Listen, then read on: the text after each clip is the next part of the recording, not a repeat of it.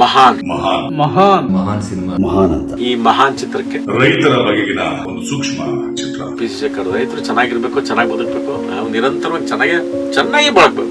ಬಹಳ ಅದ್ಭುತವಾದ ಕತೆ ಮಾಡ್ಕೊಂಡಿದ್ದಾರೆ. ಬಹಳ ಬೇರೆ ತರದ ಕತೆ. ಹಳ್ಳಿ ವಾತಾವರಣದಲ್ಲಿ ನಡೆತಕ್ಕಂತ ಒಂದು ಘಟನೆ, ಅದರ ಬಗ್ಗೆ ಒಂದು ಕಥಾ ಅಂತರ ತಗೊಂಡಿದ್ದಾರೆ. ಪ್ರೇಕ್ಷಕರಿಗೆ ಮೆಚ್ಚುಗೆ ಆಗುವಂತ ಹಲವಾರು ಅಂಶಗಳಿದೆ. ನನಗೆ ತುಂಬಾ ಇಷ್ಟವಾದ ಪಾತ್ರ ಯಾಕೆ ಅಂತ ಒಬ್ಬ ರೈತನ ಪಾತ್ರ. ನಾನು ಒಂದು ಫ್ಲಾಶ್ ಬ್ಯಾಕ್ ಅಲ್ಲಿ ಬರುವಂತ ಒಂದು ಪಾತ್ರವನ್ನು ಮಾಡಿದ್ದೀನಿ. ಒಳ್ಳೆ ಪಾತ್ರವನ್ನ ಕೊಟ್ಟಿದ್ದಾರೆ. ಒಂದು ಮುಖ್ಯ ಪಾತ್ರದಲ್ಲಿ ಈ ಚಿತ್ರದಲ್ಲಿ ಇದ್ದೀನಿ. ರಾಧಿಕಾ ಅವರು ಇದ್ದಾರೆ, ಮಿತ್ರ ರಮೇಶ್ ಇಂದಿರಾ ಅವರು ದೊಡ್ಡ ನಟರ ದಂಡೆ. ಅದರ ನಿರ್ದೇಶಕರು P C Shekhar. Technically is very brilliant.